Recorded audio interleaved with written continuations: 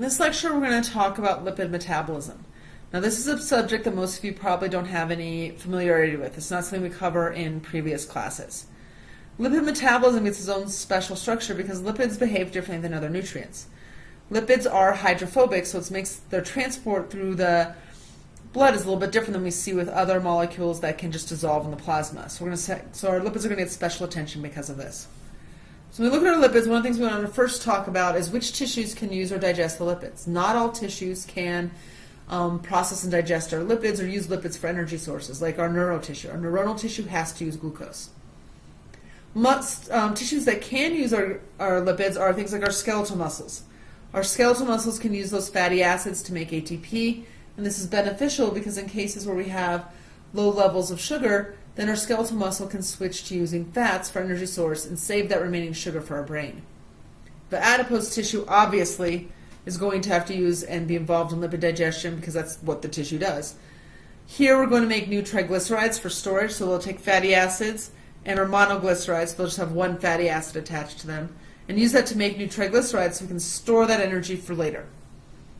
The liver is highly involved in all of our metabolic actions, all of our biochemistry.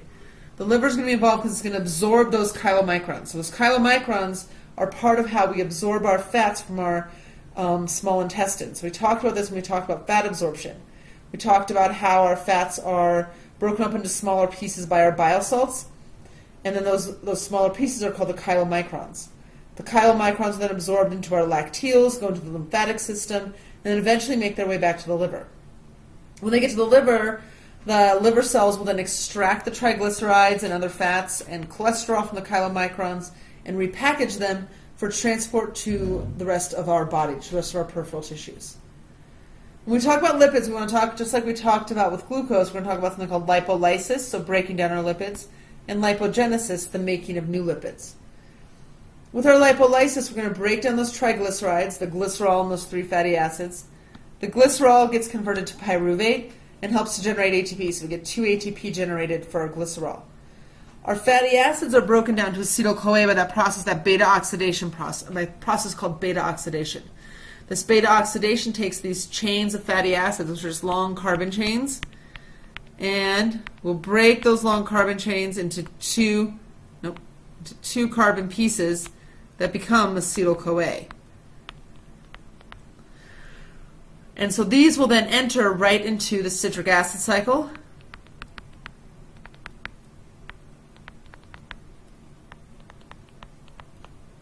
And then are used to generate an NADH and FADH2, and then are used to make ATP. One of the things that's really important about this and why it is that animals like to store their excess energy as fat, because those fatty acids can store a lot of energy. When we break down our 6-carbon glucose, we get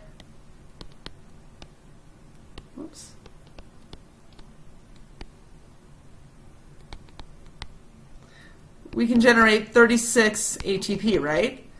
But when we generate 6 carbons from our fatty acids, so the same amount of carbons, we can generate 51 ATP. This is why we can store more energy as glucose than we can as sugars. Also, we have to store our sugar with water, and so storing our excess energy as fat is actually a lighter system for carrying around all of that extra energy that we want for later. So we've got our lipolysis, so we can break down our lipids to get energy. With lipogenesis, this is when we're storing that energy for later. So what happens here is that dihydroxyacetone phosphate, again, don't memorize this, the DHP from glycolysis, is used to make glycerol. So when we break down our carbons in glycolysis, we have a 6-carbon molecule that we break into those 2 3-carbon molecules. Oops. And these molecules here can be used to make glycerol. So again, this is how we help to store our sugars for later. The fatty acids are made from the acetyl-CoA. So again, after with the glycolysis, these 3-carbon molecules become pyruvate, which then further breaks down to become that acetyl-CoA. This is why eating too much sugar can still make you fat, because we can take those sugars and basically convert them into glycerol and fatty acids, and we can end up then with fats and energy to save and store for later. With our lipid distribution, so a lot of when we talk about lipid metabolism is what we're really talking about is lipid transport. When we're talking about lipid transport, we have to look at it in sort of two different ways. One way that this takes place, and this is sort of the smaller amount of transport that occurs, is from free fatty acids. We call these FFAs. We don't throw out the whole thing all the time. These ones will get released from our adipose tissue. So when the cell gets the signal that we need to release our fat stores, then our fatty acids will start to break down our triglycerides. It'll break down these triglycerides into glycerol, which can transport, which is hydrophilic and just move through the bloodstream, and it'll transform it into the fatty acids, which are hydrophobic. These ones then have to be transported attached to albumin to make them soluble in the blood plasma. We can then, these free fatty acids can be used by the liver, so the liver can use it for gluconeogenesis, for example. Cardiac muscle cells can use them so they can keep going, and skeletal muscle cells can also use them, among many other cells, for that energy source. The other way that we see lipid distribution and lipid transport take place is through a series of proteins that are called lipoproteins. These lipoproteins get their names based on their density. So density lets us know sort of about where they float in water, how well they're going to float in that. With the liver, once the liver picks up our fats, what it does is it's going to release the lipids, our cholesterols, our other fats, attached to these low-density lipoproteins. So these LDLs is how they're more commonly called. And this allows them to dissolve in, to be able to be transported in the blood plasma, so it makes them hydrophilic, and allows them to be distributed to the peripheral tissues. So they also provide proteins for signaling molecules so that the LDLs can get picked up by cells that need them. So the LDLs bind to specific receptors on cells and get absorbed, and then they're broken down by the lysosomes in the cells. As the LDLs are broken down in the cells, both cholesterol and lipids are extracted and used by the cells. Now the cells don't need necessarily all the cholesterol and lipids that are in the LDL, and so what they'll do is they'll extract and use some of them, and the rest of those will get released back into the bloodstream. This is where the other type of lipoprotein comes into play, called high-density lipoproteins. They're more dense, and so these ones are called HDLs.